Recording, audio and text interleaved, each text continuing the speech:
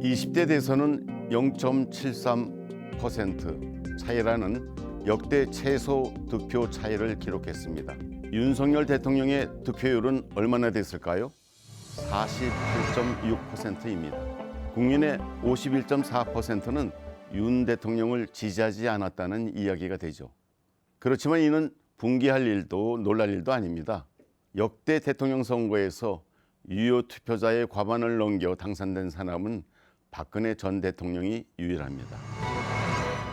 국민 다수의 지지를 받지 못하는 이가 한나라의 권력을 5년 동안 독재하다시피 휘두르는 현재의 대통령 중심제, 정말 문제가 없습니까? 내 손으로 대통령을 뽑는다고 만족할 수 있다면 만사 오케이일까요? 무능한 대통령을 만나 IMF와 같은 경제 파국이 오거나 천문학적인 돈을 해외로 빼돌리는 대통령을 만나게 되면 어떻게 하실 겁니까? 그런 최악의 상황, 유권자의 판단과 투표로 피할 수 있다고 보십니까?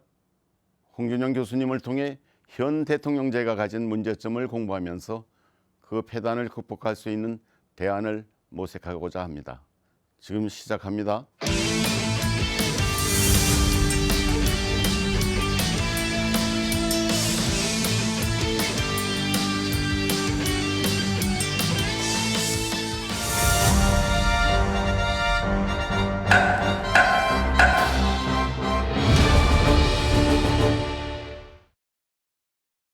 현행 헌법에 따르면 우리나라 대통령의 임기는 5년이고 중임할 수 없다고 되어 있습니다.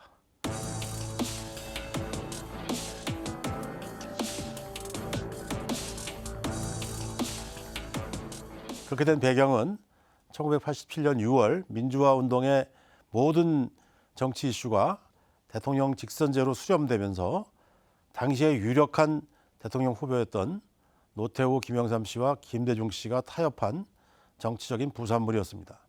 미국식 대통령제 모델에 따르면 4년 중임제가 정상이라고 보면 어폐가 있을지 모르지만 맞겠죠.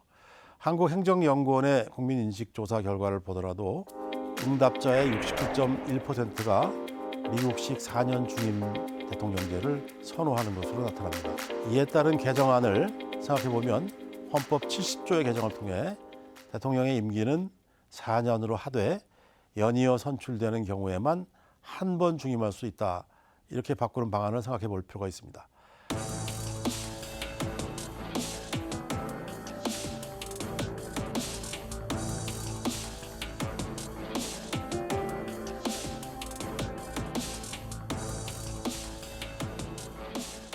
물론 정부 형태를 중임이 가능한 대통령제로 바꾼다면 헌법 128조 2항에 따라 현재 윤석열 대통령은 중임할 수 없습니다.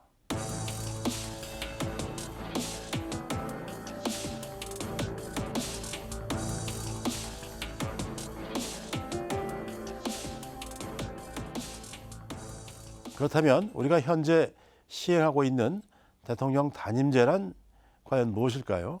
왜 대통령 단임제가 시행됐을까요? 그 배경을 이해하는 게 중요합니다. 대통령 단임제는 1980년에 전두환의 신군부가 최규화 대통령을 하야시키면서 8차 헌법 개정을 통해 대통령의 임기는 7년으로 하고 중임할 수 없다고 규정해서 처음으로 도입됩니다.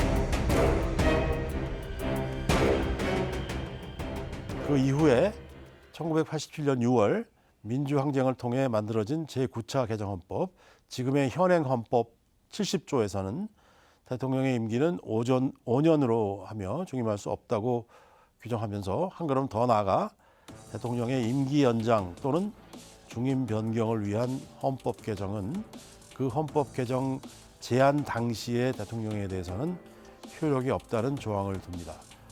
혹 대통령이 개헌으로 임기 연장이나 중임 변경을 시도해도 자신에게는 유리한 상황을 조성할 수 없도록 대못을 박았던 거죠. 헌법 개정의 효력이 미치는 인적 범위를 제한한 것입니다. 이것은 1987년 당시에 국민적 여망이라 할 수 있었던 대통령 직선제를 부활시키면서 여당과 야당이 대통령 4년 1차 중임제가 장기 집권 시도로 변질되었던 점 등을 고려해서 단임 대통령제를 채택하되 임기를 7년에서 5년으로 단축하는 데 합의한 결과였습니다. 이미 앞에서 말씀드렸지만요.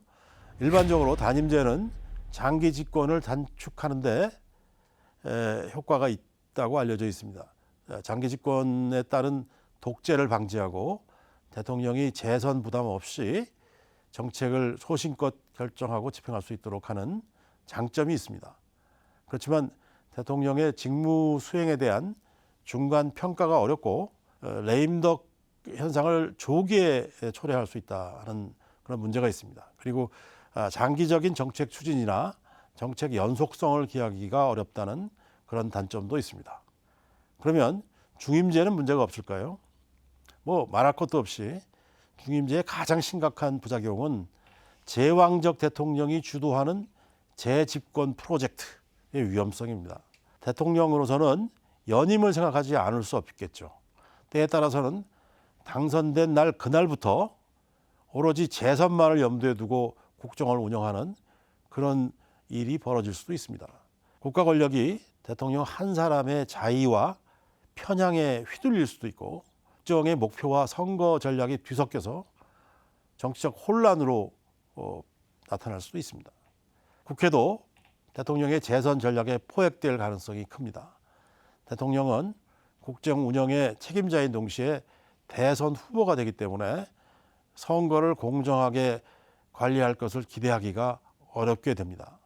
정부의 정책은 공정성, 정당성 시비에 시달리게 됩니다. 필경 야권은 결사적으로 저항과 투쟁에 나서겠죠.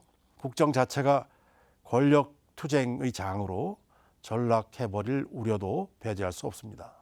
국회는 교착과 파행을 벗어나지 못하고 전국은 극한 대립으로 치달아서 체제 불안으로까지 이어질 수도 있습니다. 단임제에 대해서는 조기 레임덕을 우려하지만 연임에 실패한 대통령의 레임덕 현상 또한 피할 수 없는 문제입니다.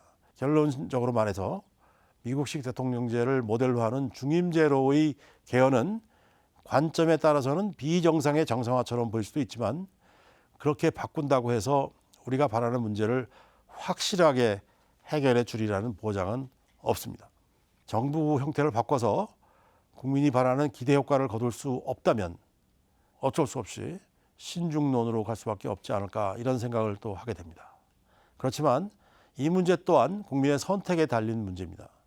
만일 대통령의 국정 수행에 대한 평가를 통해서 책임 정치를 달성하는 데 방점을 둔다면 중임제를 선호할 것이고 반대로 집권하자마자 재선을 도모하고 모든 것을 재선 가능성의 관점에서 결정하게 만드는 폐단이 우려된다면 현행 단임제를 고수하게 되겠죠. 이 문제 역시 국민의 선택이 중요합니다. 국민이 직접 선택하기보다는 시민의회나 공론조사 같은 수기를 통해서 어떤 장점과 단점이 있는지 지금 이 시점에서 우리 상황을 고려해 봤을 때 어떤 것이 필요한지를 판단할 수 있도록 하는 것이 중요합니다. 주권자인 국민의 의사 형성이 필요하고 그에 대한 국민적 결단이 있다면 이 문제 역시 개헌 대상으로 논의하고 추진될 가치가 있다고 봅니다. 여러분들은 어떻게 생각하십니까?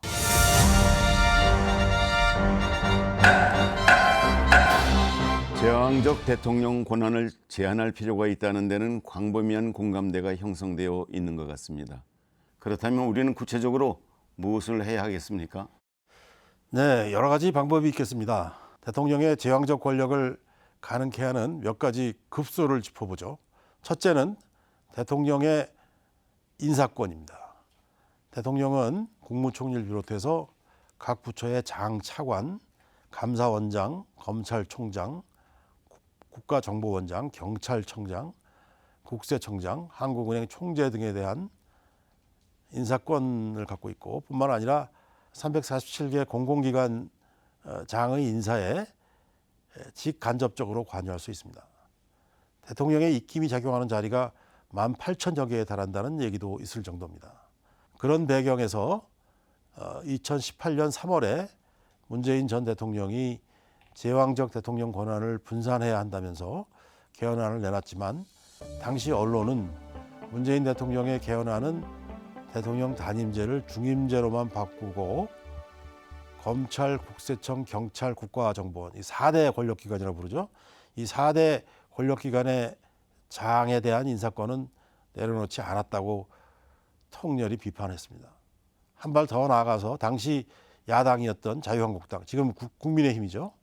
국민의힘은 이 4대 권력기관장에 대한 임명권도 내려놓아야 된다는 그런 개헌안을 제출하기도 했습니다. 격세지감이 있고 또 새옹지마라는 생각이 들죠. 지금도 그런 의견을 갖고 있을까요? 참 궁금해집니다.